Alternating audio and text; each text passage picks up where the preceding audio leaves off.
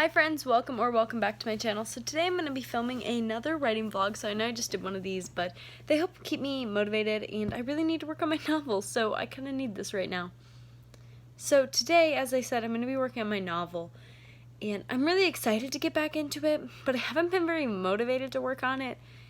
And I don't know, it's just one of those things that I don't know if I'm ready to, but I just need to throw myself into it.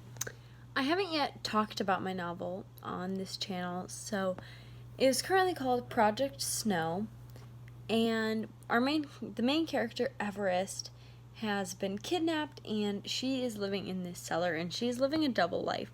So she is living one life in this cellar, and then another life, she's actually a published author, but she doesn't go to events.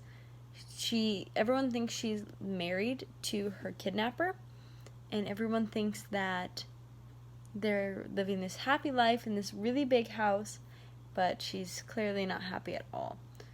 So, let me see how many words I am.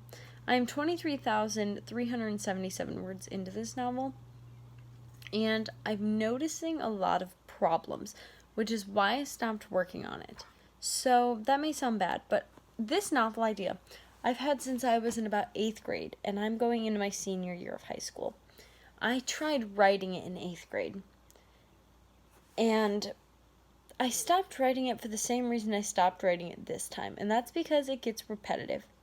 You have one character. I mean, you have more. I have more in this novel, but not really. Like, she doesn't get to see the other characters very often. So you pretty much have one character to work with. And there's only so much you can make one character do for 70,000 words. So I think I need to add another point of view because I'm getting bored of it. Like, I'm getting bored of the cellar. I'm getting bored of this. And so I think that's the conclusion I've come to, is that I need another point of view. So I'm going to have to go in and kind of trace out where I want this other point of view to be at. But it's going to be a lot of work, but I think it'll be worth it. And originally, I was just going to write the first draft through with just one point of view, but I don't think I'm going to have the motivation to pick this up if I'm bored of it.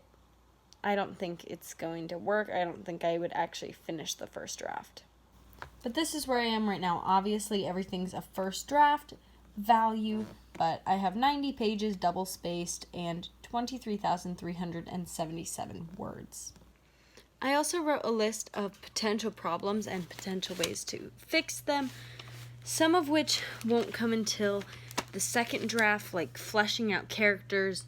I'm probably going to save that for the draft 2, but some of them are like repetition and adding in the extra point of view and working on just things like that, like background, but a lot of it's going to be second draft stuff. So I also grabbed this notebook because I want to make some notes of where characters come in, because there's some scenes I know I need to move upward towards the beginning of the novel. So I need to switch around my timeline, which is going to kind of suck, but it's what needs to be done, so I need to do it.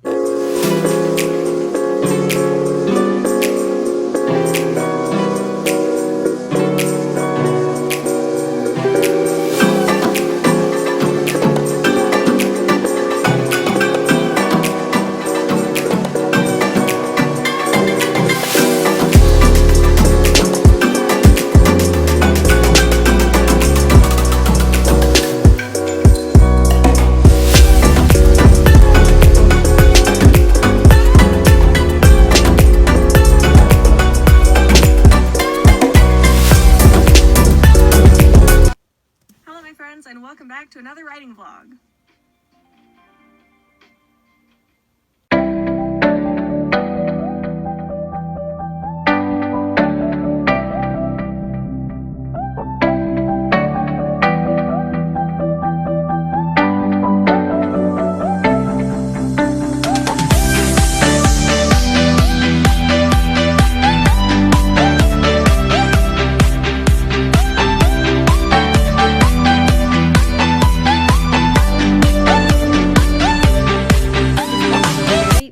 late day. It's about 6:30 right now. I haven't eaten because I want to write a little bit. I'm not super hungry. So I had Bible study this morning, and then right after that I went and painted from about 11 to 4:30. And then I had a workout class, and then I had a band leadership meeting, and now I'm finally sitting down to write. So I'm just popping up on my computer, hopefully get a couple words, like a couple hundred maybe, before I go eat, or maybe even just like figure out some structure. I'm not really sure, but I really want to work on the novel, which is crazy because I haven't wanted to work on it in so long. Sorry, my computer's making noises. And so, I don't know, I'm excited, and that's a very good thing.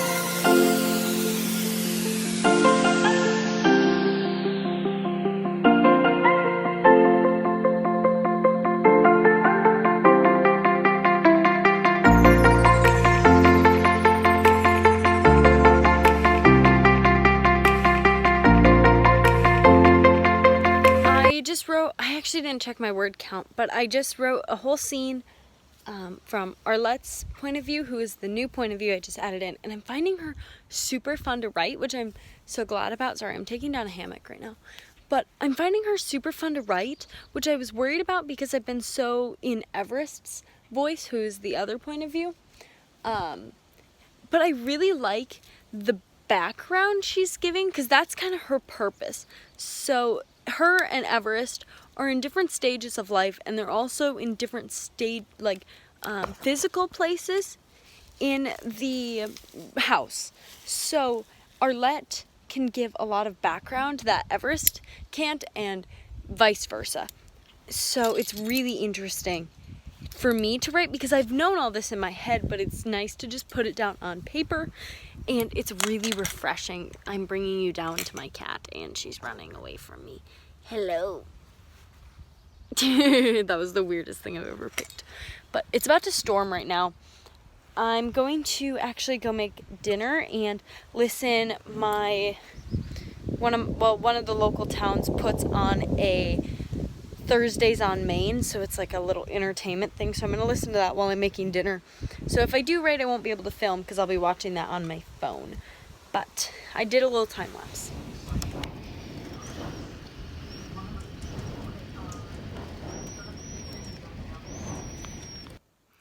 As I continue to work, I just keep thinking about this one issue in the novel, and that is that, so my main character, right, Everest, so I guess there's two, but the main one that has the most chapters, Everest, she's supposed to be an author living this double life. And as I'm writing it, I'm just thinking about how unrealistic that is, that she would be able to write a novel in captivity, not get on the internet, get it published and query, and I'm just thinking about how unrealistic it is. And so I'm kind of thinking about switching it to a singer or something. I don't know. But I think I'm going to write this draft as a writer, as an author, and I'm just going to switch it in draft 2 because maybe I'll come up with the inspiration to make it work. I don't know. Right now, I am going to actually be writing out some facts. So this is not something I do that often, but I just mentioned how many kids Arlette has. I've mentioned a lot of facts, and I don't want to contradict myself. It's something I do a lot. I thought she had 4 kids, but she actually has 5. So I'm going to do that right now. And I don't think that'll take me long, just a couple minutes, because it's not that many. It's just going to be starting a list that I can add on to later. Here are the 2 things I've been working on. So I started a fact-checked list. I don't think I'm going to use all this information, but it's nice to have available, and that way I understand the depth of the story better. This is a motives list that I've just started, because through Arlette's point of view, I'm discovering and diving into an all-new part of this cult family, and so I really want to make sure that I understand it before I go on and write Arlette's point of view.